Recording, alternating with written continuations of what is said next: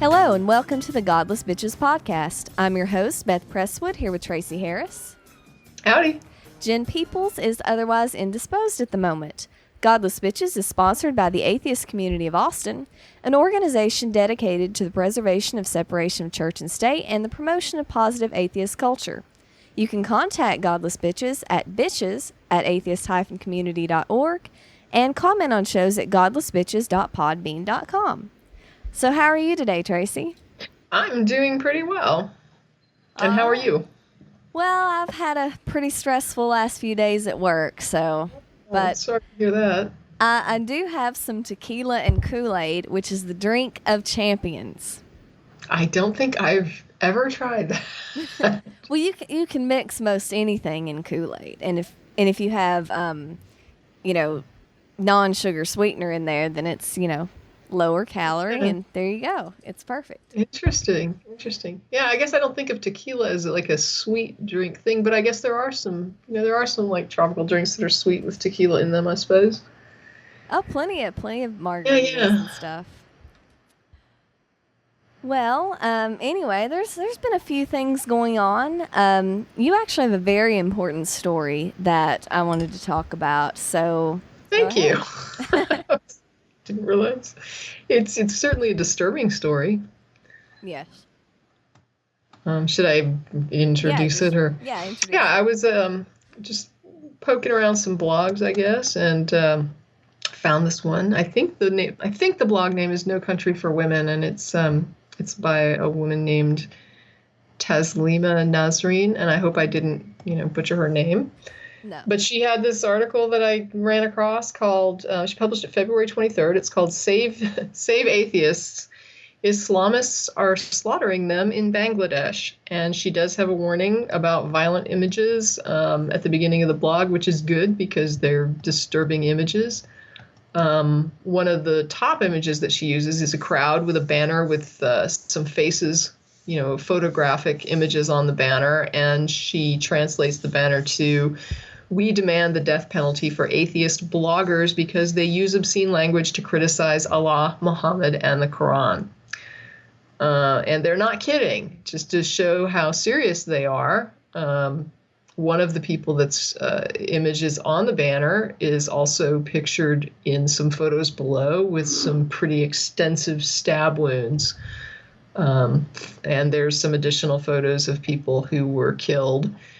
And it's not pretty. And don't get me wrong. I mean, religion does this to other religions. It's not just atheists. And I think it's just one more thing on the planet that results in this type of outrage and violent, irrational reaction. People think they're saving face for their God, and this is what it results in. It's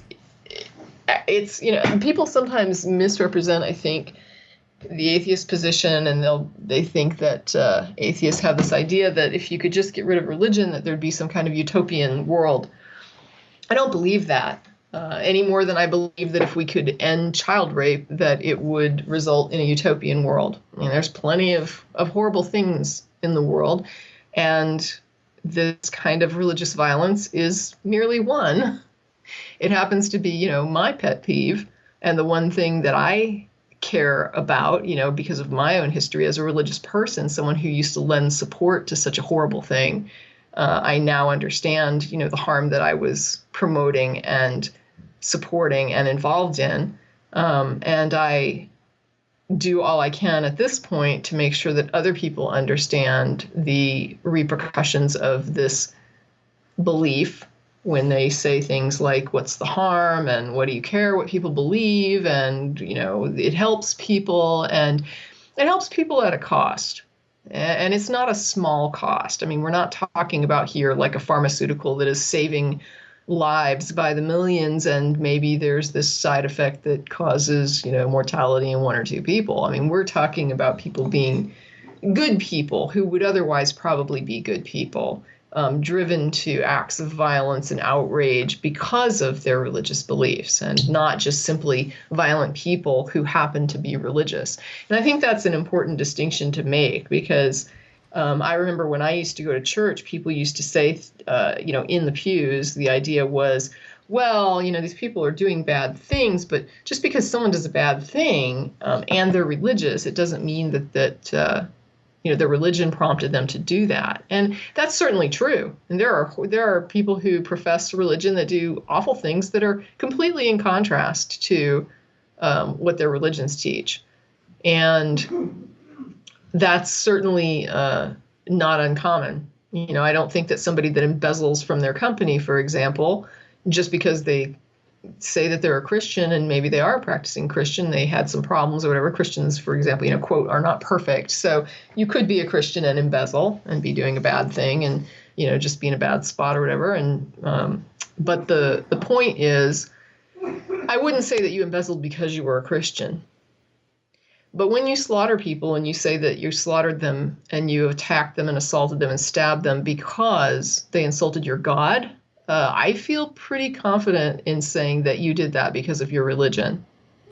And so while I wouldn't simply grab a religious person and say that anything bad they do is a result of their religion, I would definitely say that the things they do that they say are a direct result of their religion. I think it's fair for me to say, I agree with you. That is something that your religion drove you to.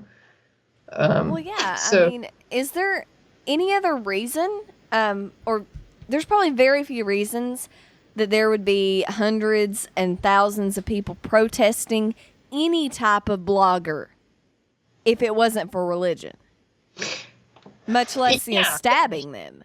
No, you're right. I mean, I remember, it's funny because I remember I was trying to think of an example of people protesting things like this, and obviously, fortunately, I guess I've never been in a situation where I've encountered a violent protest of any sort, but I do remember a few times in my life having to walk through picket lines or, walk into something that was being protested, in front of people. And I remember specifically going to see the Mapplethorpe exhibit in New York. This was years ago. And there were people that were protesting it at the time. It actually was so publicly, I guess, controversial that people were calling for defunding the arts, like basically saying that they didn't want federal funding to go to the arts if this was the kind of, heinous, antisocial crazy that was going to be funded.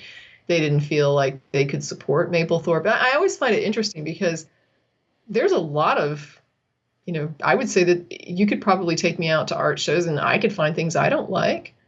And I'm sure I could find things that have been publicly funded that I'm just like, wow, I don't understand that at all. There is actually, it's more on a state level or a city level, I guess, but I can go around Austin and show you, quote, art that is publicly displayed that I certainly don't get the point. And I'm pretty broad-minded. And I have a degree that included studio art and included art history. And so it's not like I'm completely void of any sort of understanding of art isms and, how to interpret art, how to see it, how to view it, how to, judge it to some degree. I understand it's a tough thing to judge, but some of it I'm just like nonplussed.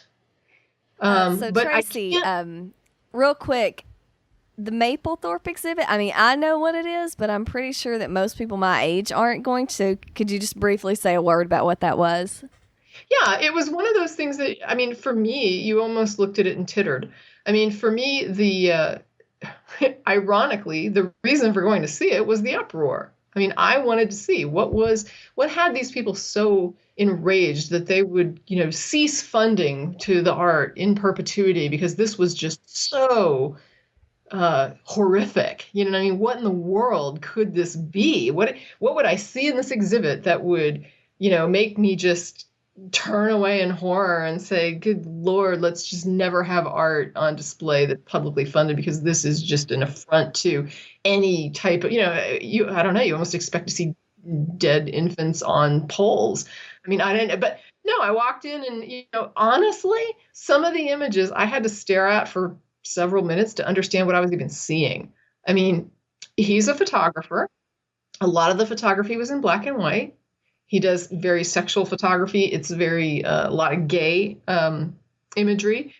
And I remember, I mean, just as a funny, one of the funniest things, I mean, I found it funny, but like one of the funniest things was somebody with an arm up their ass, like to the elbow. And I just remember when I finally, they were very close up. So it's not like, it's not like far away where you really can tell what you're looking at. So you kind of have to back up and look at it and, turn your head a little. And then you're like, oh my goodness, that's someone's elbow and it's up someone's ass. And so I'm looking at this and I'm like, really? I mean, really, this is what that picket line out front was about? Someone put their arm up someone's ass and someone took a picture of it and suddenly it's Armageddon. I mean, really, it is so hard for me. And I'm going to say, I never want to wish tragedy on anyone. I always have to stop myself from that, because I think to myself sometimes, you really need some tragedy in your life if this is what outrages you. If somebody who consented to have somebody else put their arm up their ass, got their picture taken, and you think and that's what it takes to get your butt off a couch with a sign to go out and protest and try to stop. I mean, that's what motivated you. That was the trigger that got you up and I'm looking at this article and I'm looking at dead bodies and stabbing victims. And I'm saying, wow, this is what moves me to want to act. I'm seeing people killed. I'm seeing people stabbed. I'm saying this is a bad thing that needs to not happen. And for these people, two consenting adults engaging in, a physical act that someone snapped a picture of, that's on display in a private environment where you have to pay to go in and view this thing, that's what has them freaked out. Well, wasn't there also Piss Christ? Yeah, I'm trying to think, was that Mapplethorpe? I think it was Mapplethorpe. I'm sure we could Google it real quick, but yeah. I think I remember it being about a crucifix in a jar of pee, and that freaked people out. When I Googled Piss Christ later, it wasn't Mapplethorpe. But even Piss Christ isn't. People don't think, I think, sometimes about art. When you have, it says here that was by American artist and photographer Andre Serrano. Okay. So it wasn't even Mapplethorpe. But even with Piss Christ, right? That also was a thing that caused a lot of outrage. And what to me is ironic is somebody had posted recently, and they seemed to be offended that some photographer used contrast of poverty and affluence. And honestly, some of the greatest art you're ever going to see that spawns the heftiest public dialogue and the heftiest kind of, public sentiment and thought is going to include heavy contrast. The more you can contrast something, the better. And so, for example, there was a guy that did a diminutive statue of Hitler praying in front of a historic concentration camp.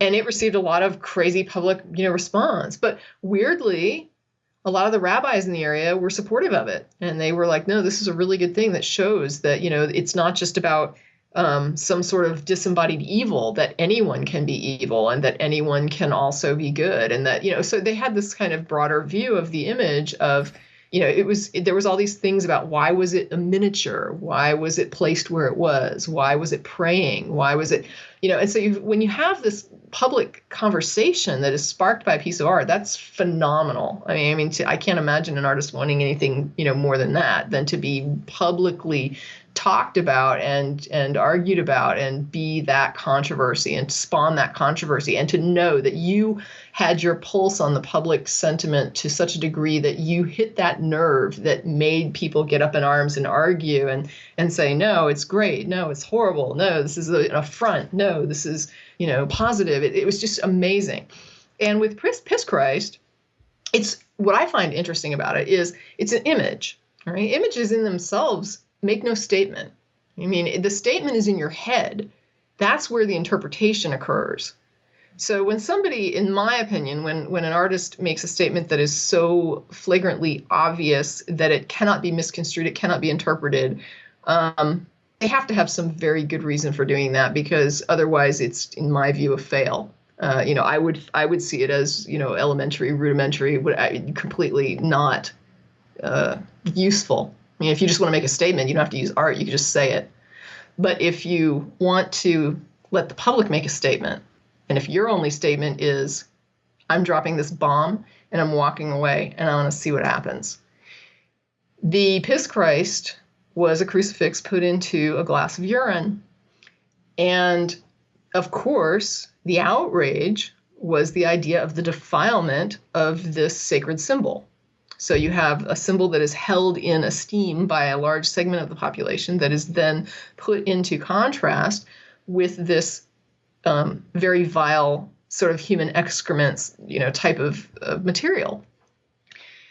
Well, you can either look at it as a defilement of the crucifix, or, I mean, there's a lot of ways you could probably interpret it, but the other thing that you can understand is that when you're going to drop something into a vial of piss and you're an artist, you want to reach for the most sacred, most revered thing that you could possibly put into that glass. If you drop, for example, a remote control in there, or an M&M, or, I mean, it just doesn't make a statement. There's really nothing about it that's arousing, that causes any kind of public response or public dialogue or public, communication. But when you take something like a cross, you're basically paying homage to that image by saying, I am selecting this as the highest order of anything I could think of to drop into that glass. It won't work as well with something less revered. So in an odd way, by choosing the crucifix, you're saying, I acknowledge the high level of sacredness of this symbol in my society. And that's almost a huge compliment. And with these things, I mean, I think that's the beauty of art. But when we get back to this story, though, I mean, the Piss Christ thing. It's like there's so many people that want to just say, oh, it's conservative. It's not. It's religious. I mean, that's where the conservatism comes from. And the people that were freaked out about, somebody with an arm up somebody else's ass, then a photograph of that. I just want to look at that and say, do you understand the horrors that happen every day on this globe? That this was what you chose to make your stand, to draw your line in the sand. This was too much for you. Child rape, stabbing, adult rape, date rape, brutal serial murders, people dying from cancer. But what motivated you to get your ass off the sofa today was someone took a picture of someone else with their arm up an ass. It's pathetic. And it is a pathetic waste of human resource, in my view, to see religion motivate people to this kind of bullshit when there are real problems that we need that resource to be put to. Yes. So. Anyway, yeah, this blog is disturbing. Yeah, I mean, it really is, and that's the thing. We're not even hardly hearing about this. I mean, I heard a few rumbles about, there's some stuff happening, atheist bloggers somewhere, and then I found out it was Bangladesh, and really, it was really on Taslima's blog that is the only place I even heard about it. Well, I mean, I've seen and I've posted the articles of the arrests. I mean, those are pretty famous. I think that everyone has heard about the atheist bloggers being arrested, or being arrested on blasphemy charges when they're posting things on Twitter, whatever. But I had not seen this violent imagery and the violent response. And, that to me, well, don't get me wrong. I mean, arresting somebody for blasphemy is completely insane, and wrong and horrible. But certainly, I mean, if I had my druthers, I'd rather spend time in jail than be one of these photos, if I'm honest. But neither is acceptable. It is not acceptable to lock people up for their opinions. It is not acceptable to assault people for their opinions. It is not acceptable to kill people for their opinions. It is just an opinion. You don't have to care about it. If someone has an opinion you don't like, there is nothing compelling you to give a shit, let alone to get so freaked out that you act like a maniac. Yeah, I can't even hardly understand actually killing people because they don't believe what you believe. They're so insecure about what they believe that they must kill all the infidels. Well, the other thing, though, is it's not even about just you don't believe what I believe. It's about the idea of you be not respecting what I believe. And I think the outrage comes with a feeling of entitlement, that I'm entitled to have my beliefs respected, and I don't need to really offer any reason other than I respect my beliefs. It's a big world. A lot of diverse people live in that world, and I guarantee you that there is no opinion you can hold that anybody else is going to universally hold as respectable. You give me a view, and I will find somebody who doesn't agree, and somebody who thinks it's a stupid view. And the idea that you're going to sort of bully people into respecting what you believe is completely wrong. I've said it before, I've described it before, and I guess I'll just keep describing it. But if I would so much rather live in a neighborhood where I'm surrounded by neighbors who can't stand me and tell me every day they can't stand me, but who do nothing to impede my ability to do what I want to do in my life to be happy. I would rather live with those people than live with people who say they love me and then try to control everything I do. Hate me as much as you want. Tell me you hate me as much as you want, because you know what? I don't care. I only care when you start trying to put restrictions on me to a point that you're basically saying that you wouldn't do what I would do, and so that's your reason for restricting me. You don't get to decide what I believe. You don't get to determine my opinions. And I don't have to check with you to see if my opinions are valid through your eyes in order for me to express them. And if you don't like them, you can say that. What you can't do is assault me, kill me, and lock me up because you don't agree with me and because you don't like what I'm saying. And if my opinion is that you are a fucking idiot, you don't have to care. And if you do care and you don't like it, you can say, you know what? I think your opinion is fucking idiotic. You can say whatever you want. You can say, I think you're a fucking vile, horrible person that deserves to burn for eternity. Say it. I don't care. I don't care. I don't know you. There's no reason that I should give a crap what you think about me. I don't know until you start trying to control me. The person who signs my paycheck, I care what they think. The person who holds my mortgage, I care what they think. The person who lives next door and has no control over what I do, I don't give a shit what they think. I really don't. I mean, if my neighbor comes over and says, hey, you're doing X, Y, Z, and it's very loud at early in the morning, and, you know, my husband works a night shift. I mean, it's not like I'm not saying I'm not concerned. You know what I mean? It's like if someone came over and I was legitimately doing something that I could, you know, amend in order to see to their comfort a little bit. Like if there was some legitimate thing where, like I said, if someone works a night shift and I do things early and it's a little bit loud, but it's still within legal limits, I'm not going to say, fuck you, it's legal. I would probably say, oh, okay, well, I can wait. Would an hour or two do you? Or, you know, what do you need? And I'm sure we could work up a compromise. I do care about my neighbors and I do want to be a good neighbor. But if they're not imposing on me, they can think what they want. And if they don't have a right to impose on me, they can think what they want. And, you know, and I mean, Lord, why do people why do they care? I just don't get that. Why people care about other people's opinions so strongly? Why do you give a shit what other people think? Because it validates their own. If other people hold their opinions, they feel better. And if other people are different, they can't stand it because it might mean something's wrong with them. I don't even know if it goes that deep in their heads. I almost think they're just taught to be outraged when they're insulted. And they see this as an insult, they see it as an outrage, they see it as an honor response.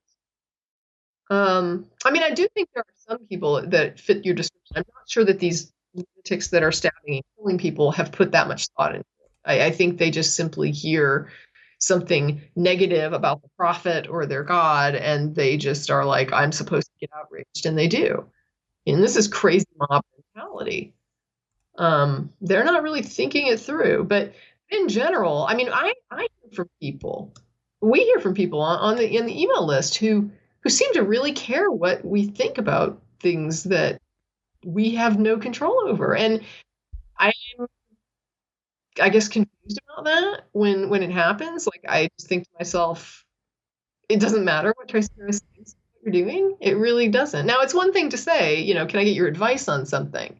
I mean, certainly we all do that. But when somebody is just like, I mean, like we get that a lot with the Godless Bitches mail. People saying, oh, I agree with you on choice, but what is your opinion on blah, blah, blah, blah? And it's like something that would just be an opinion. It wouldn't have any bearing on anything ever. And I'm like, why do you even care? Why do you care what I think? If my opinion doesn't change anything, why do you care? What difference does it make what I think about it? It won't change anything. You're saying that you're pro-choice, and you're saying, I'm pro-choice, and then you're throwing some situation at me and saying, but do you think this would be immoral? And it's like, well, so what if I did? If we agree that it shouldn't be illegal, what difference does it make? Why do you fuck about my opinion? Don't. Don't. I don't know what to tell you. Don't. My opinion is only as good as it can be defended and justified. But just my opinion is completely irrelevant. Yeah. Well, and there is a Tracie rant for you. So don't care what other people think to a reasonable extent. We don't care what I think. Seriously. All right. Well, we've got a few more stories to get through. So Tim Tebow was going to speak at this church, First Baptist Church of Dallas, and he canceled his appearance. And why do you think he canceled his appearance, Tracie? Oh, I don't want to give it away because I already asked. Because the preacher of the church gave some controversial remarks. So the comments called Islam and Mormonism heresy from the pit of hell. Before you go on, I'm going to just tick these one at a time. Okay. So heresy from the pit of hell. Islam and what's the other one? Mormonism? Yes. Heresy from the pit of hell. There is nothing controversial about that. That is fundamentalist normal. Right. Next point. Catholicism is a Babylonian mystery religion that corrupted early Christian teachings. Again, nothing controversial. This is par for the course fundamentalism. And homosexuality is perverse and represents a degradation of a person's mind. And if a person will sink that low and there are no restraints from God's law, then there is no telling to whatever sins he will commit as well. Once again, normal fundamentalism, nothing controversial there at all. Now, I'm not saying that it's not controversial outside of fundamentalism, but within fundamentalism, this is very normal. And let me just make this point because, on TAE, I made a comment about a child rapist. It went viral for a little bit. And what made me the saddest about that was that a lot of places that published it made the headline something like, they stressed the idea of an outrageous kind of caller, that the caller said something really shocking. The caller said nothing shocking. It's shocking if you're not a fundamentalist. If you're a fundamentalist, what he said, completely normal. That's what I want people to understand. That these kinds of hateful, shocking, disturbing commentaries are what is taught in fundamentalist churches on coast to coast. And I would say globally. I mean, I don't know, but I'm assuming that when they mission, they just carry the same hate and crazy. But this is normal fundamentalism. When you walk into a fundamentalist church, you spend 6 months sitting in a pew, this is what you're going to hear. It's absolutely normal for these people. Yeah, I'm actually very disappointed in Tim Tebow, because he's a hypocrite. He identifies as a Southern Baptist. He was going to speak at this First Baptist Church, which the First Baptist Church of a city is usually a very large mainstream church. This was Dallas? Yeah, First Baptist Church, Dallas. And he backed out. If he's a Southern Baptist, he's supposed to believe this stuff, whether he actually does or not. Yeah, I mean, I wouldn't wear the label if I didn't agree with what they were teaching. I agree. I mean, you can't, there's no point. If you disagree with what the church is teaching, then you should change your label. That's an easy thing to do because there's a billion churches to choose from. It's very easy to go swap your label for something that's more in line with what you'd actually think. So, yeah, I mean, I agree. I will say that there's a lot of public pressure on somebody like Tebow, and I can understand certain obligations to sponsors and things like that. So, I will cut him a little bit of slack for having more pressure than the normal person. But I am going to say that these, quote, controversial statements are in no way controversial to anybody raised fundamentalist. They are absolutely par for the course, absolutely normal. And this is part of what I was talking about when we presented in Denver. The idea that someone asked me, what can we do? Like, what can we do? And I said, one of the things you can do is make sure that people know what is being taught in these churches. Be sure they know this. When someone says, oh my gosh, that's just crazy, say, no, that's not crazy. That's normal fundamentalism.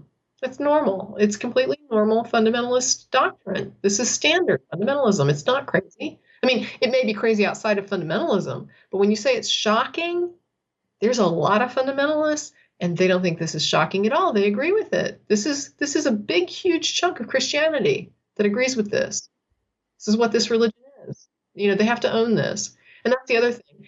I get tired of, religion kind of saying, oh, look at all the good it does. And the minute you point out the bad, it's like, oh, well, that's just people using religion as a scapegoat. No.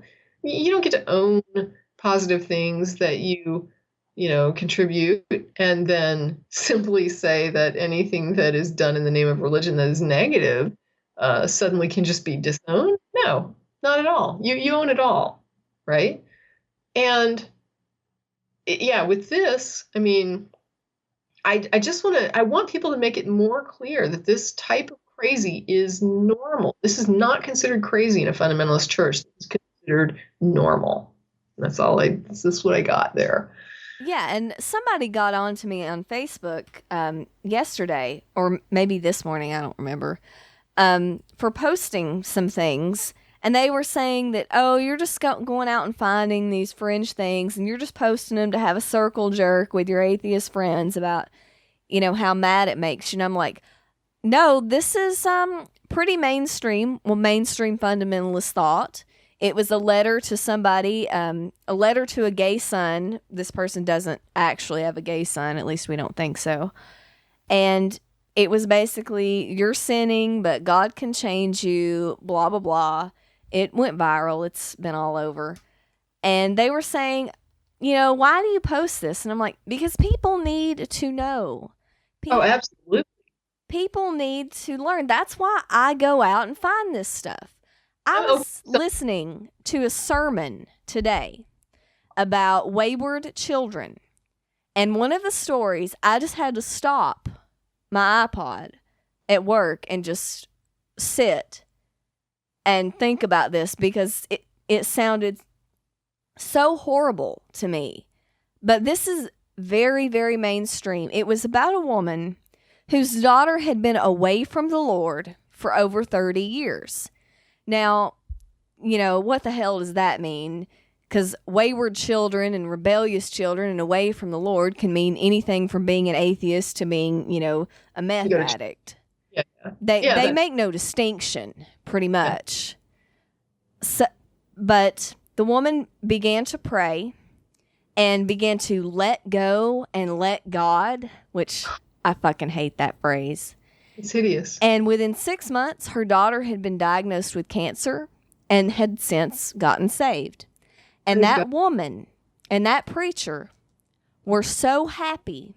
They were like, the woman had begun to pray, God, do whatever it takes to bring her back into your fold. And that's what it took, cancer. And the woman was like, well, her time on earth, my time on earth with her will be shorter, but at least I will see her in heaven. So she was happy. Yeah, saved her soul. That was a success story with a wayward child from the preacher's point of view. I mean, there's a part of me that gets so angry with that it's, it's very hard to even comment, because it's just the sick crap that religion does to people's minds. It messes them up. It and there are people who would say, oh, well, it's helping her deal with her daughter's cancer. She's happy about her daughter's cancer. And that's really messed up. I mean, I don't even know what to say. It's messed up. And if you can hear that story and think that that's religion helping someone, you don't know what help is. Like, you don't understand help. You know what I mean? Help is not making you happy that your child has cancer. That's not help. That is something that has just undermined your humanity. Like, just cut it off at the knees. They might as well have given you a freaking lobotomy at that point, because you're not even human anymore. I not only agree with you, I've pulled up an email. I've been asked to speak for a couple little local groups that I will be talking to up, in the next month. And a couple of them had asked me, one of them asked me to talk about why it's important to be active. And one of the other groups asked, active and out. And one of the other groups said, could you look at some, could we do some viewer mail? And I was like, yeah, it'd be awesome. And I happened to pull this letter. So I've been pulling letters like the last week or so. And I've kind of been thinking in terms of what would make you active, what would make you want to understand the importance of being out, what would be an interesting piece of mail. But I didn't want to just pull something outrageous. I mean, clearly I just got one recently from someone who told me they had been to Mars, so yes, we get the crazy, but that's not what I don't want to read crazy mail to these people. I want them to hear what we get normally. And there was one letter that came through recently, and the reason it hit me was because it's representative of a type of letter that we get frequently. But it was so concise and well-written that I kind of thought to myself, it's almost, archetypal of this certain genre of letter that we get, which is the "my family has rejected me." We get mail from people saying, I don't know how to come out to my family. I'm afraid to come out to my family. And then we get the rest of the mail, which is, I came out to my family and now they all hate me and I don't know what to do. And I've lost my family. So I understand why people are asking for advice and help about how to come out, because we get the fallout letters too from people who did it and now are saying it's a nightmare. Ever since I came out, it's been a nightmare. I want people to come out. I want people to be able to come out. I don't want you to come out if it's going to make your life a nightmare. Don't do that. Don't hurt yourself. It's not worth it. We are trying to encourage more and more people to come out.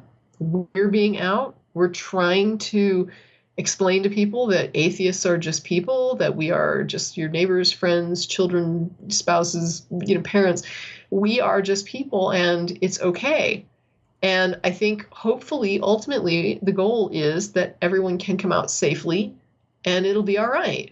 But please don't put yourself at physical risk. Don't put yourself at financial risk. Don't put yourself at risk of losing your entire social and familial support system if it's something that you count on and that you require. Please don't hurt yourself for this. I mean, when I tell people I want them to be out and I want as many people to be out as they can, it doesn't mean that I want you to suffer for it. You're the reason that I'm telling other people to come out so that when you come out, you don't suffer. But this is a story, and it's brief, so I'll just read it real quickly. But he says, I was raised in a Southern Baptist church. It was very important to my parents that we went every Sunday. It was all fine and dandy till one day when I was told that children under 12 who died would instantly be sent to heaven. So I asked, why didn't my parents just kill me before I was 12 so I would instantly be sent to heaven? Unfortunately, this feeling of I'd be better if I was dead has since stuck. I'm 20 now, and I still can't shake that feeling. After watching your show and reading some books, I discovered how disgusting the Bible is, and it just completely turned me off of religion. I became an atheist and had to hide it for a while. I wasted many Sundays listening to the preacher and thinking to myself, how can people believe this bullshit? Eventually, I came out, and I was immediately ostracized by most people I know. My mom tried to hide it from the other members of the church, feeling it would ruin my parents' reputation. It got out anyway, and I got so many threats of eternal torture, and I was even told I was the devil.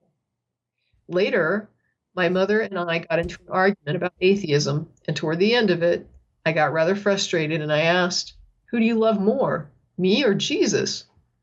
She told me Jesus, and that sealed the deal for me. Anything that can cause a mother to love an imaginary man who she has never met or seen more than her own son is an abomination.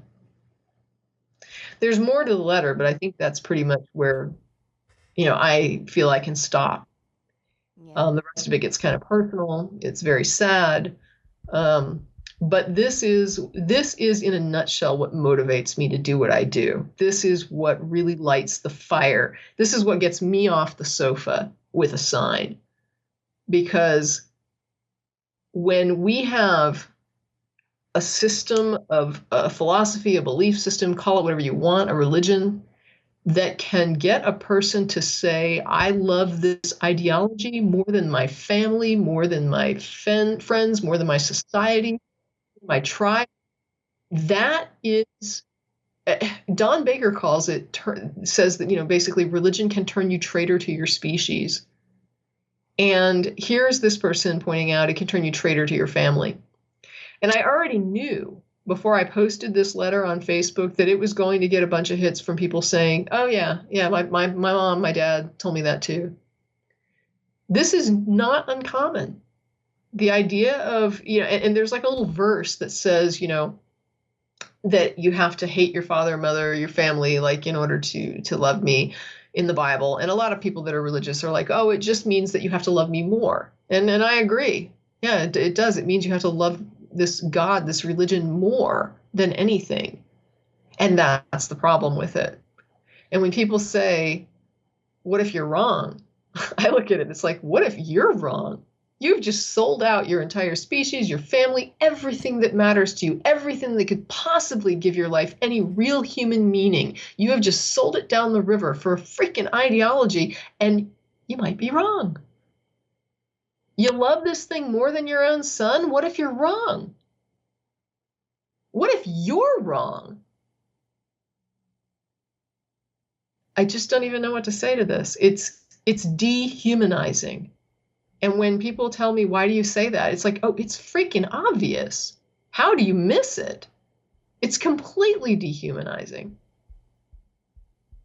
Anyway, that was my 2 cents on the idea of the fundamentalist branding and how, this is what they teach you.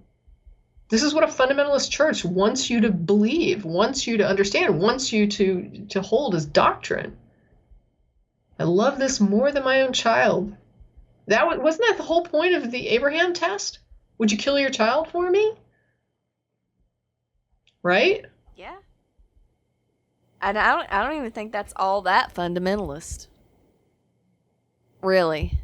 When you get to the heart of the doctrine. Yeah, I don't know if it goes broader. I know I was raised fundamentalist and this was absolute normal. This kind of crazy was absolute normal. I don't even know how you interpret this stuff any other way. I really don't. There are people who will, bring up all kinds of excuses and say that, oh, this is not how it really was in the original. And it doesn't matter. So what? Yeah. And then the thing about it too is we hear so much shit about, oh, it brings people together. Oh, it's so good for families. Oh, no. I would like to take a truckload full of our mail and dump it on your freaking front doorstep so that you can see the families that are destroyed by this. The only way that it brings a family together is if every single family member adopts it. Because if you're not on board, you're out of that circle. You are right out. You don't get to be in the family. You're not on board with that doctrine. You need to adopt it yourself, or you are the outcast. It is not. It is the opposite of useful for families. It's. Yep. I just, it's so funny because, I always think of the mail. I constantly think of the mail. The other night I was up and somebody was like, why aren't you in bed? It's so late. And I said, no, there's this letter. And the person says they want help. And I have to answer this letter. And there's one more letter. And it's just, there's all these people and they want help, and it's like, you just want to help them all. And as goofy as it is, I was watching The Bachelor. And you can tell when you watch the program, like which contestants are religious. And there's probably some that are religious that you can't tell, but some are pretty overtly religious. And he had, I guess, selected this woman, and they, a lot of the women that he's talking to, they have these similar religious views, which of course is important. I mean, when you're going to marry somebody, you have to think in terms of compatibility. What could be more compatible than Jesus pervades my life and Jesus pervades your life, and so we'll get married. And all I think was, this is the letter we're going to get in 10 years when someone writes to say, I've been married for 10 years. I have a 3-year-old. And I watched your show and I started looking at some information online and I read the book and I don't believe this anymore. But my spouse is very active in the church. They don't know, and they're indoctrinating my child. And I don't know what to do because I can't support that. And I need to be out, and this could wreck my entire marriage. And I know that I've announced before publicly that my husband is theistic. And we were watching this and talking about that. And one of the things he said was, well, but you have to, what the person decides. I mean, you love them no matter what. It doesn't matter if they believe what you believe. And I was like, no, you don't understand.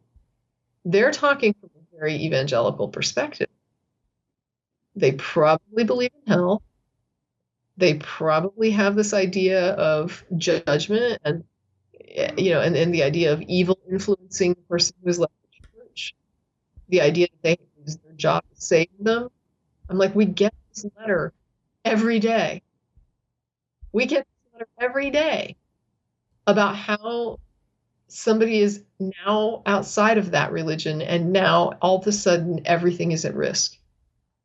It's only cohesive as long as everybody adopts it.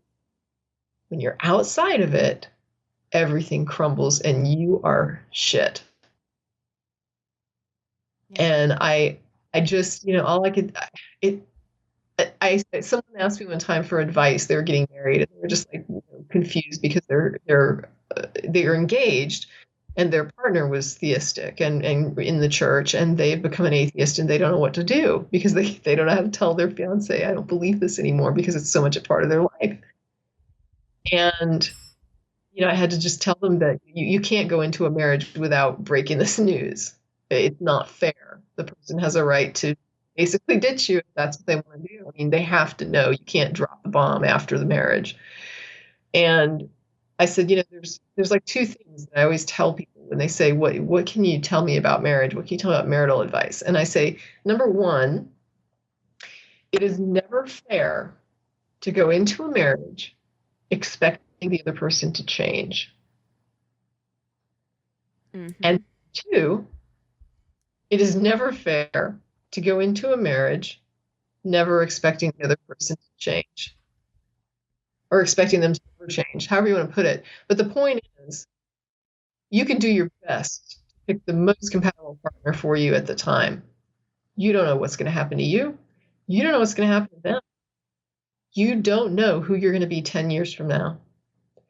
And it's really sad when people go into it thinking forever, and they've got these really common foundational goals and these foundational views and these, worldviews and values. And suddenly somebody says, wow, this has crumbled for me. But that's the downside of, going into an ideology like that and adopting this third party sort of prefab belief system instead of building your own, is you run the risk that if this third party belief worldview that you've just kind of pulled off the rack doesn't fly ultimately, and both of you are into it, you may lose your view of it and the other person doesn't.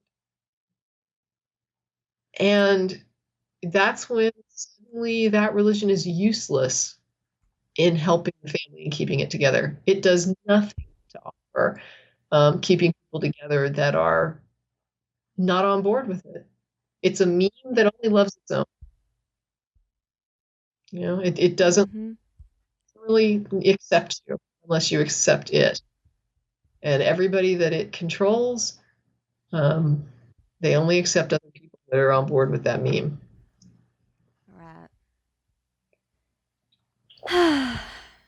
Yeah, we do get all those letters, and I read them, and I usually just pass them on by, because sometimes I just really don't even know what to say.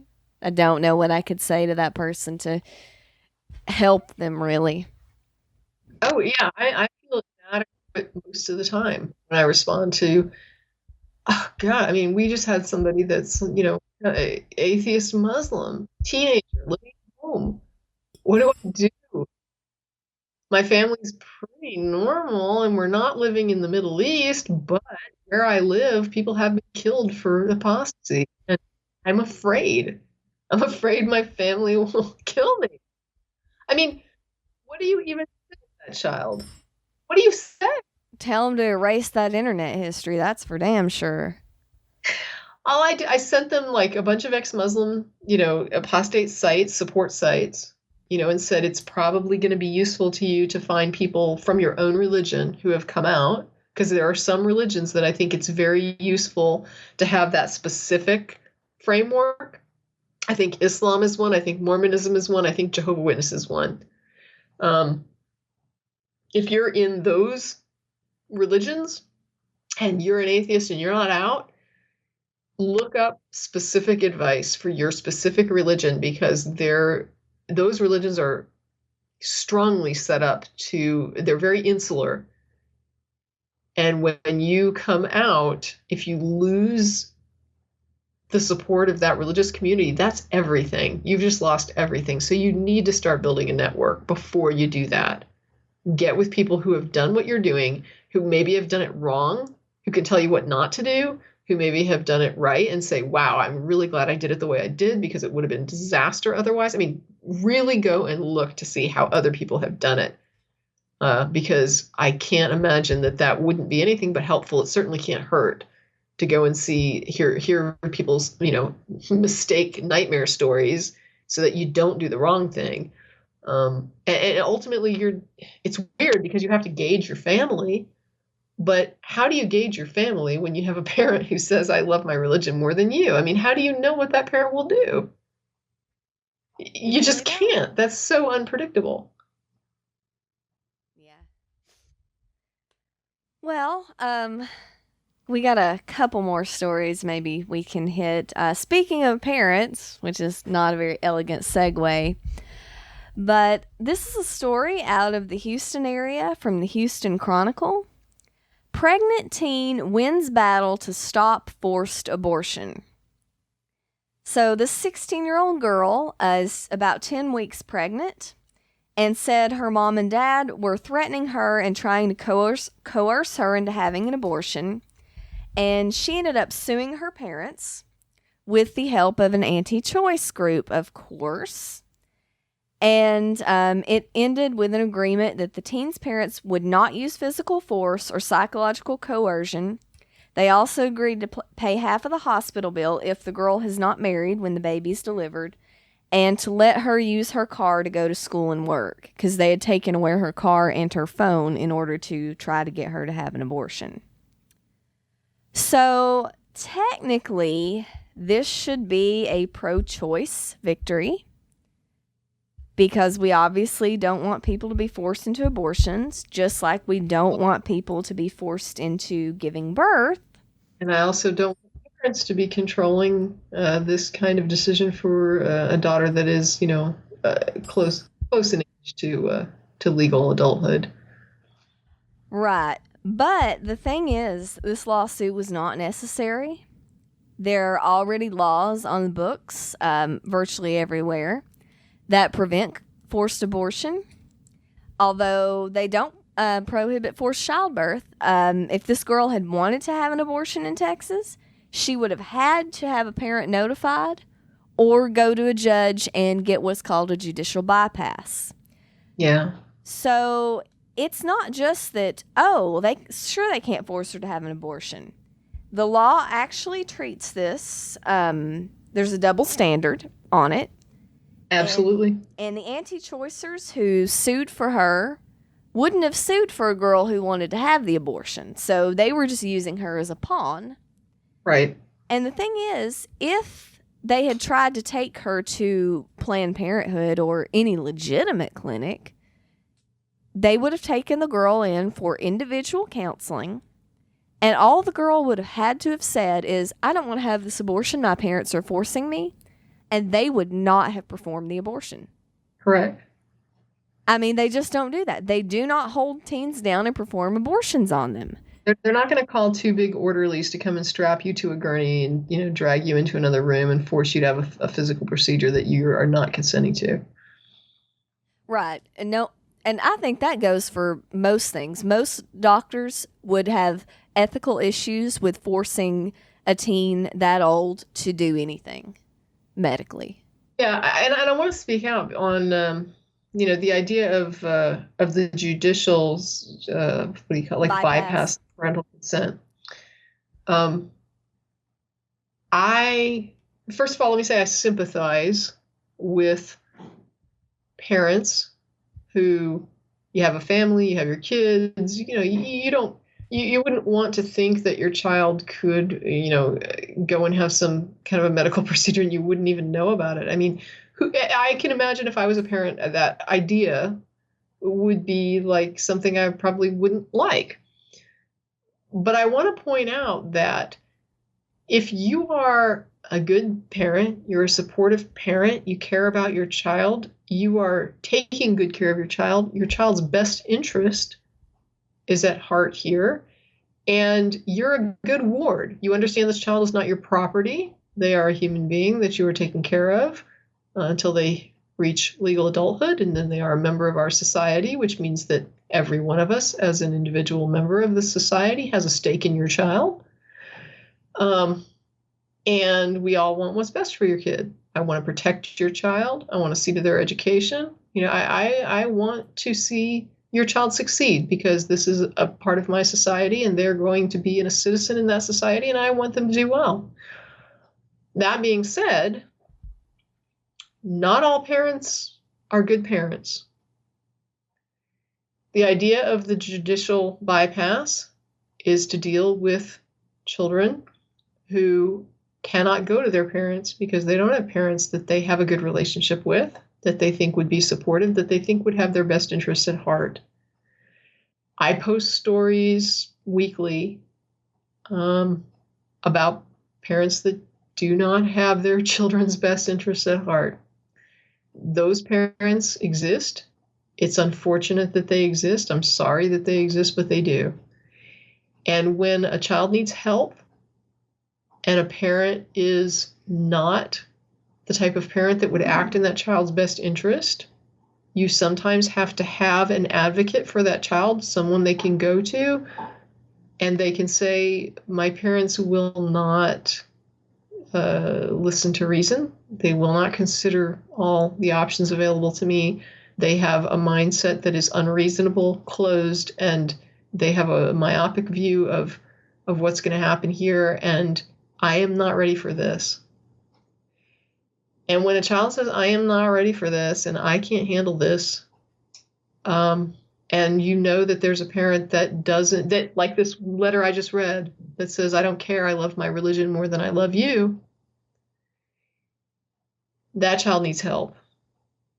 They need an advocate. They need a sane individual to step in and say, these parents love their religion more than their child. Or, maybe that's not even religion, maybe it's something else. These parents are just asshole parents who don't have their kids' best interest at heart. They're just controlling freaks. Whatever the case, the point is, some parents are really shitty parents. Some parents kill their children. Some parents abuse their children. Some people sexually molest their own kids. We know not all parents are good parents. Not all parents really have their best interests of their children at heart. And so we need to have a state avenue available to at least hear the kid and say, okay, look, you're panicking, but it sounds like your family is not that bad. Let's get your family in here. Let's talk to them. Let's get the family together on this. I think your parents are probably okay. Or the judge can say, I understand what you're describing. It sounds like a bad situation, and I don't think your parents should be involved in this. And like I said, as the state, as a person who has an interest in your child's well-being, an interest in what type of person your child is going to become, what they do, and their contributions in the future to this society impact me. I want what's best for them. And so I'm okay saying that as a society, we need to have at least a minimal venue available to those children whose parents do not have their best interests at heart, who love something more than their kid, who are more interested in something else than their child. That child needs somebody whose interest is focused solely and primarily on them when it's something that impacts them. And I'm happy to provide that. And again, I sympathize with parents who feel threatened by that. Please, I know that no judicial process is ever going to be perfect. There might be times when a judge would grant a child this kind of, like a bypass, and maybe it wasn't necessary. There might also be times when the judge doesn't grant it, and then the child suffers for it because it was necessary. I mean, it's not perfect, and I don't claim it's a perfect system. But there is, until we have a world of perfect parents, there has to be an avenue for the kid who doesn't have the perfect parents. And that's all I'm going to say on that. Well, the big thing is that states that don't have any parental notification laws have the same rates of kids that tell their parents about their pregnancy than states that don't. And judicial bypass has been shown to actually be ineffective. They have to include it in the parental involvement laws as a backup. But, if the only judge in your county is a total anti-choice nutbag, then you can't get the bypass. So judicial bypass is actually not enough. Yeah, I mean, I don't know what else you would offer, though, beyond a judicial review. Is there like another alternative to that model? Well, the model that many states have, at least 15 states, is they have no restriction on abortion.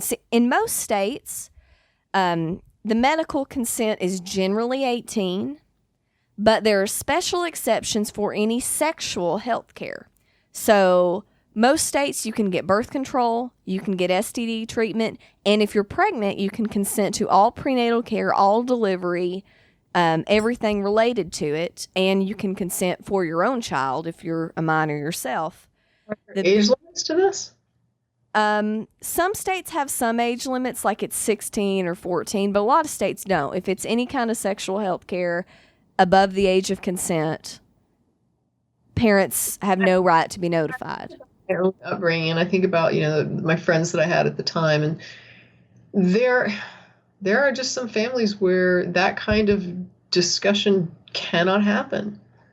I don't know how else to say it. It's very sad, but there are families where the parents raise their children in such a way that they do not encourage those discussions, and basically they rule through fear. Any child of mine who blah blah blah, I would kill them, I would disown them. they basically try to coerce the child into doing what they want, and they ignore the fact that kids are human, and human beings are going to do exactly what their parents did that they deny they did. That kid is going to go out and be sexually active. There's high odds of that. And when you threaten them, all you do is make them tell you that they're not doing it. I'm not going to say that there's not any kid that won't, cave to that kind of coercion. There are, but it's very few. Most of them are just doing it and then lying to mom and dad so that they think the kid is behaving. But when you set up that structure of threat of punishment for behavior that is, unacceptable when it comes to something that is like a normal human behavior, you're setting up an impossible system there. And when that kid does something that is quite normal and quite human, and you've made it to where they cannot come to you if they need help or advice or, questions anything, because they don't want you to know what they're doing, because you've made it clear that they're not going to do it, period. There is no alternative model. It's, you're not going to do it, period. Okay, well, I'm doing it. So what do I do when I need help? What do I do when I need advice? How do I get information? Where do I go? And you pretty much have set up a system where your child has to go and get, good information about sexual health and sexual, conduct from other kids their age, which, freaking, what a nightmare is that? It's just sad. As the caregiver, you should be the person that this child can go to. You should have that open dialogue. But too many parents intimidate their children into thinking that they can't come to them. And it's really sad because, some of them make good. Some of the parents would make good. You come to your mom or dad and you say you're pregnant, and they kick you right out of the house. But there's other parents who, sadly, use that kind of a threat, but they don't really mean it. And so what happens is the kid believes it, and they are in horror to discover they're pregnant, or they think they might be pregnant. They are just completely freaked out and terrified. They cannot talk to their parents. They don't know what's going to happen. Mom and dad said he'd kill me. Mom said she'd throw me out. I don't know what to do, right? And so ultimately, though, it comes out, and the parents are just like, well, whatever, we'll deal with it. What are we going to do? And it's like, oh my God. So that was just a threat to try to keep me in line? That's all that was just you trying to make me so freaking scared of you that I would just do what you're saying, and you terrified me for nothing, because really, now that it's happened, you're okay with it? That brand of parenting, metaphorically speaking, those people should be smacked upside the head. Do not parent by threatening your child. What are you, crazy? I don't even know what to say. Don't threaten your kids.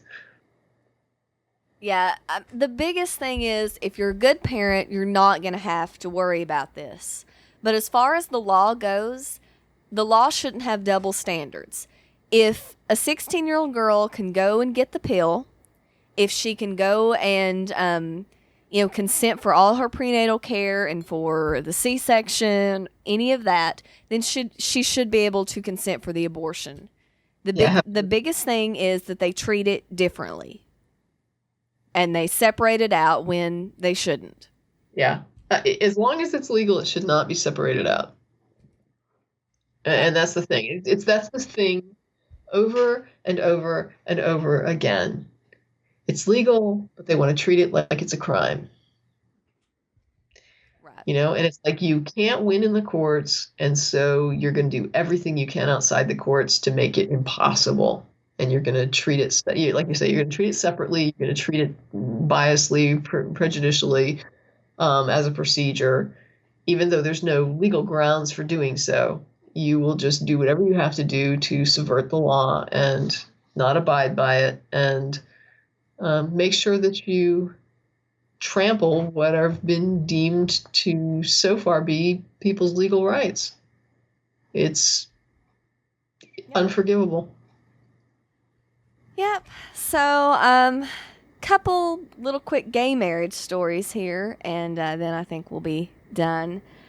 So Fort Worth area wedding facility refused to do a gay couple's wedding reception because of God. What was the group that didn't do it? Well, this Fort Worth. it's a Fort Worth wedding venue called All Occasion Party Place. Well, I guess it's not All Occasion. Clearly not. Some Occasion Party Place will be the new name. Yes. So it's in Tarrant County near Fort Worth. And after learning that they are gay, the couple, she said in an email to them that it is because of God that I will not be a part in your reception, and I know he loves you, but not what you are doing. So I just, wanted to put that out there. I think they're going to sue, although it doesn't fall under Fort Worth's anti-discrimination code because it's just outside the city limits. Probably technically legal. I mean, they probably don't have to have the ceremony, but I find it just ridiculously ironic that it's All Occasion is their name. Yes. All Occasion. It's like, great. So we would have our gay wedding. Oh, no, not that occasion. Yeah, which is really funny. I posted this and, I know some people up there in Dallas and they're like, oh, definitely won't be using them for my, wedding reception or anything. Wouldn't it be funny if the law found that they were within their legal rights, but then made them change their name? Yeah. See, this is one of the things. I'm generally of the opinion that anti-discrimination laws are necessary. But when you have an anti-discrimination law, all this woman would have had to have said was, oh, we're booked. We're booked. No matter what date, she could have just said that we're booked. Yeah. And they would have had, the gay couple would have had no proof. They would have had no proof that they were discriminated against for being gay. Sure. But now that they have that proof. Call and see if they could get a reservation. Yeah, but I mean, that's, you have to really be investigating it. Yeah, you'd have to think there was some discrimination.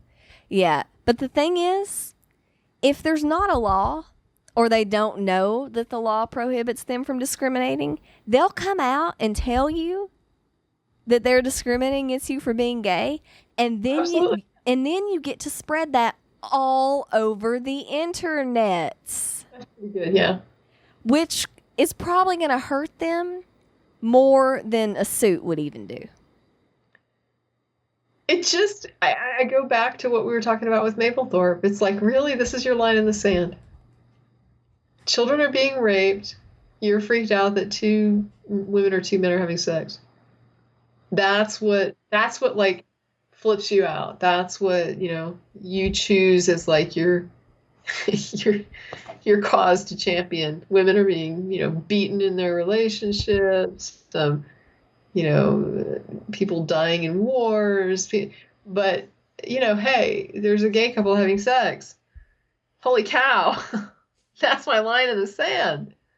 They would probably marry a couple where there was spousal abuse.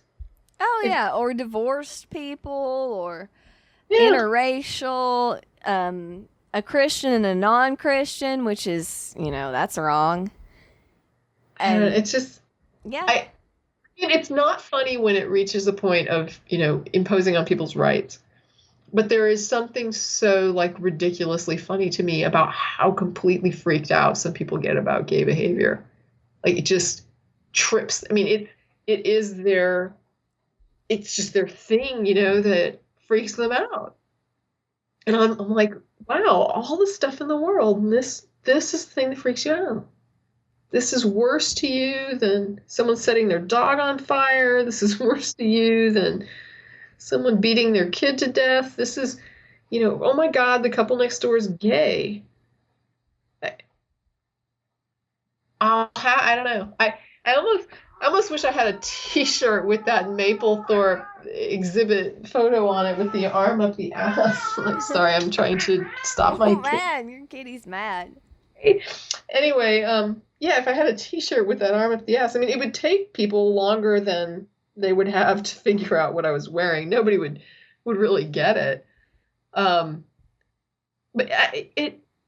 I had to walk through a picket line to go see Life of Brian, the Monty Python film. A picket line of religious people. And I'll never forget the one sign I walked past that said, Jesus is Lord. I didn't know what I was going to see when I went in and saw that film.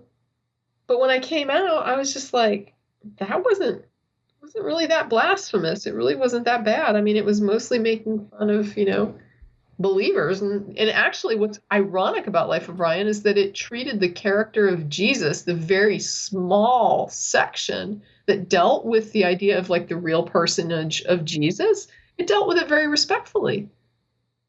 I was like, this is mocking believers. This isn't mocking Jesus. And back then I still believed in God. So, I mean, and I wasn't offended in the least by the film. And I just remember all those people in the picket line and thinking, what motivates people is just crazy. Like I said, I don't want to say I want people to have tragedy in their lives, but oh my God, how their perspective, I would hope, would change with some tragedy. But then again, you tell me that story about the woman with her daughter gets cancer and, oh, praise God, my daughter got cancer and, she'll die and go to heaven now. It's like, wow. I mean, would it matter if they could stop child rape or the Life of Brian from being shown? Would they really even, am I just kidding myself that they would give a crap about child rape and they would just choose the movie?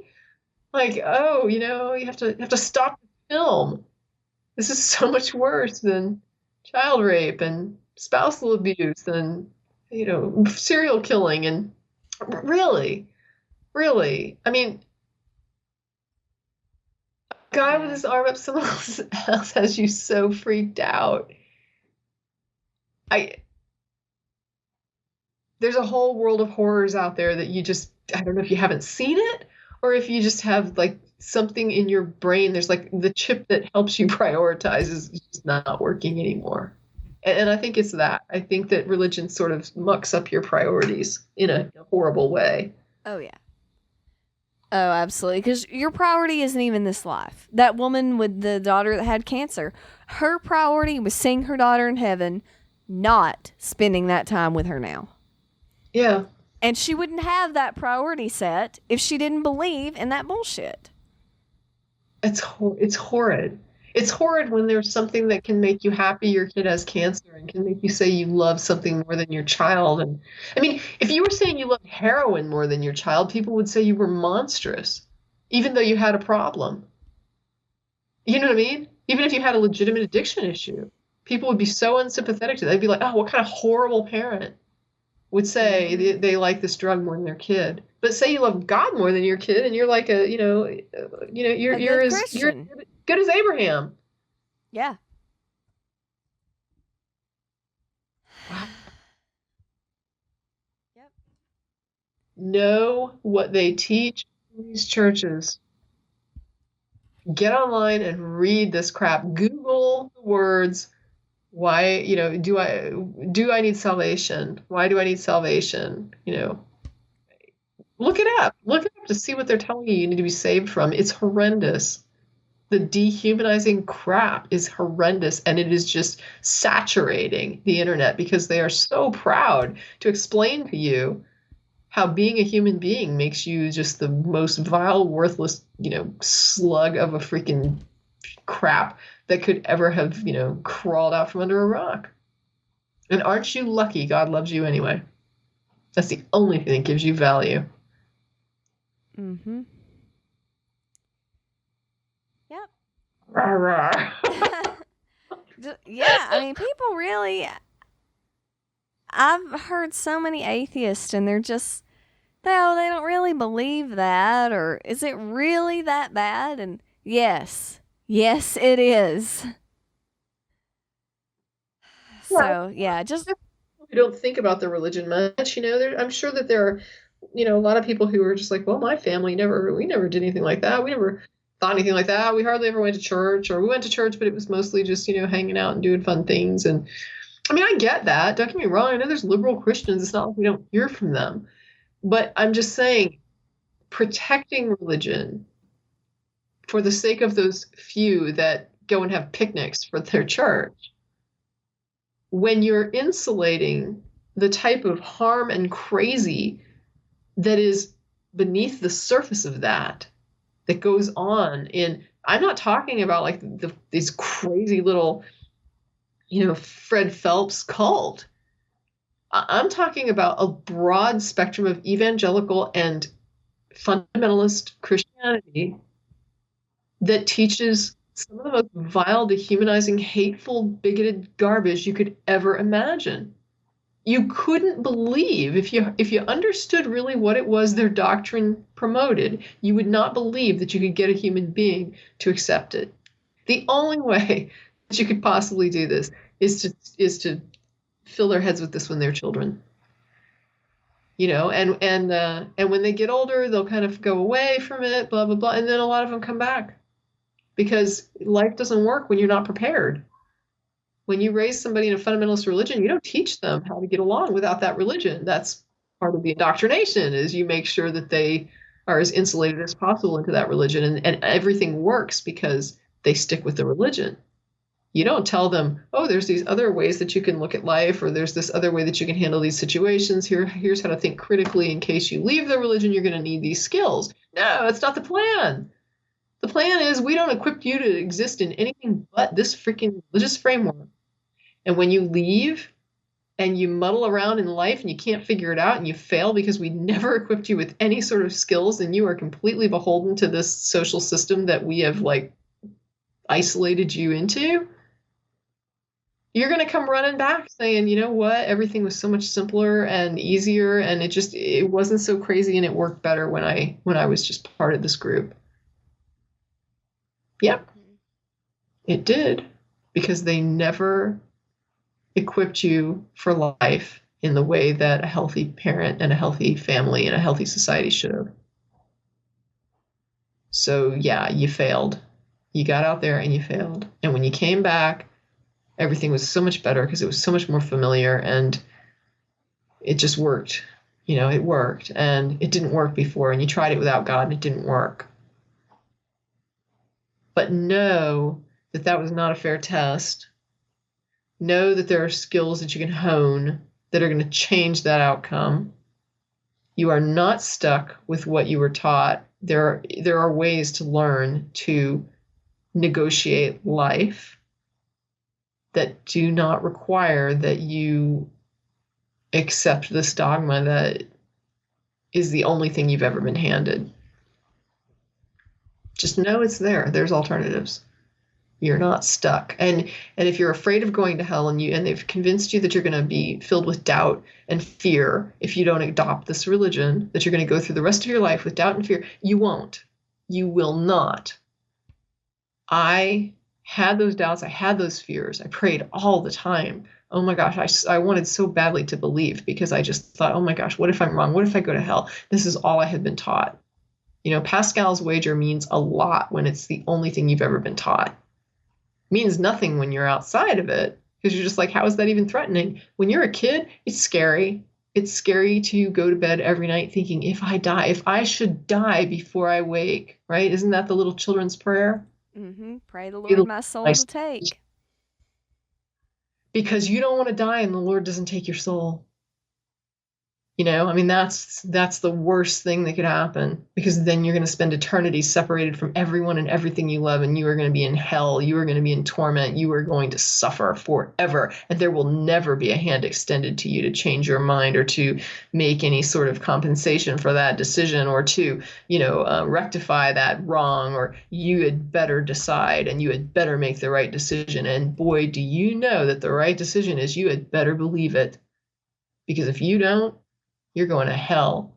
And if you don't believe, you're going to worry every day of your life that you are going to burn in hell for making the wrong choice. They convince these children of that. I thought that would be my future if I did not accept it. And I was begging and pleading for any reason to accept it. And believe me, the reasons I took were shit. And the reasons we get from other people on our email list are shit. Oh my gosh, I got this sign. And they tell you the sign, and you're just like, oh my God, really? And the only thing that makes it to me understandable is knowing what I accepted because I was so desperate to accept anything. Oh my gosh, oh thankfully I got something I can glom onto, and now I don't have to go to hell because I can believe this. And Josh McDowell and his freaking evidences for the Bible and all this crap. And once you believe it, oh my gosh, I don't have to worry anymore. It's such a relief. Oh, this feeling of relief, and God, I know, and I don't have to, I'm not doubtful anymore. I don't have to worry about hell anymore. And you just think, wow, I am never going back into that doubt and fear. I'm with God, and I'm so happy. And you don't want anybody to shake that. You don't want anyone or anything to ever throw you back into that nightmare of doubt and self-doubt and fear, and you don't want to go back there for anything. And that's how indoctrination works. And when I got older and I started, realizing this isn't right, I had to walk away when I was sure this wasn't right. And, years and years and years later, I was like, you know what? There's nothing there. There's no God there. And by that point, I was just like not afraid of hell anymore because I'd already pretty much realized that the Bible is just, a book, a bunch of books, whatever. But what I learned was that, here I am today, and I don't go to bed every night scared. I don't pray when I get stressed out. I don't, worry. It doesn't scare me at all. Now, we do get letters from people who are atheists who are still afraid of hell, that depending on, I guess, how you deconvert, it might take you a while to shake that. Some people, I don't know, maybe they never shake it. I don't know. I just know I found that I didn't live the rest of my life in fear of hell. And I don't walk around any more scared of going to hell or scared that I've rejected the wrong God, or I don't know what you want to call it. But I'm not scared, I'm not doubtful. I don't care. It's no more important to me than, whether or not fairies exist. It's just not that important. And I have no reason to believe it. Doesn't bother me, doesn't scare me. And those fears and doubts were put into you on purpose by religious people who wanted to make sure that when you walked away from the church, your own mind would work against you to keep pressuring you to accept the belief. They wanted to make sure that you would still torture yourself until you believed. And that's how it works. It's completely sick. Yep. It totally is. I don't even know what I could add to that, except that was pretty much what I was taught, how I was raised, and what I had to deal with as well during my coming out. And fear of hell was a huge thing for me. It contributed to all sorts of things, like part of my driving phobia and everything was like, if I got in a wreck, would have time to ask Jesus into my heart real quick. And until I just finally got over that. And I think part of the problem with it, well, it's all a problem, but once you get the relief, I don't know what your, like, specifically what your history, once I believed it, all that went away. It just melted away. Fear, everything. I didn't care about it. Hell didn't scare me anymore. God loves me. I'm saved. It was all perfect after that. Like, everything was wonderful after that because all that fear was gone, right? I finally made the right decision and got rid of all that fear, all that pressure, all that, just scary, scary stuff. And so if you would have talked to me like a year later and suggested that I was involved in this religion because of fear, I would have said, no. This is God's love. I'm not scared of anything. I'm happy. I can die tomorrow. I'd be totally happy.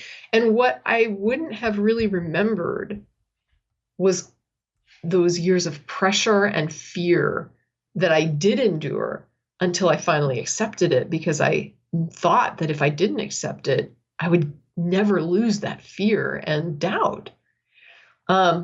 And so when you talk to a Christian, it's interesting to me how many people approach us with Pascal's wager, right? They come up and they say, oh, what if you're wrong? Not meaning, and generally what they mean is, you're going to hell, you're sending other people to hell, there's these horrible consequences if you're wrong. Why aren't you scared? Doesn't this freak you out? And the reason they lead with Pascal so often is because they are operating from that fear. Now, they don't understand it. I don't, they're not even like aware of it on a surface conscious level. If you ask them, they will sincerely tell you, oh, no, I'm not afraid. But really, if you're looking at what they're saying, a person who's not thinking that fear is the primary motivation, why would they lead with Pascal? Right? I mean, clearly they think that's their strongest fucking point. Mm-hmm. Mine was very conscious. I got saved because I was scared of hell, and stayed because I was scared of hell, and that was the most prominent thing in my mind. And I would have told you it was, because that's the way I was converted from a chick tract. Okay. When I was 6 years old, and that was just the way it was. Fear of hell was considered a legitimate reason, a very legitimate reason to be Christian. Interesting. Yeah, no, for me, I was just the happy, God is love and blah, blah, blah. Now, he would say, like, that loving God would send your ass to hell in a heartbeat, don't get me wrong. But I wasn't going to hell. And, I was one of those really, really pathetic Christians who would have thought, you're sending yourself to hell. All you have to do is believe. Why don't you love Jesus? He loves you. I would, the worst thing that anyone could ever do to me would be to make me meet myself back then. I would just be like, get away from me. You are so annoying. Like, just intolerable. I was intolerable. I don't know how people put up with me. I lost a relationship at that point in my life, and honestly, I can't even blame the guy. It's like, I'd have left me too. I was nuts. Oh, well. I'm glad it's over. All right. Well, that's been an hour and a half, so I guess we'll leave it there. It's been a good show, just us. Got a lot of good issues in. So, pretty happy about it. Hope to post it pretty soon. Get it out there. Good. All right. Well, thanks for being on. This is Beth signing out. And this is Tracie saying good night.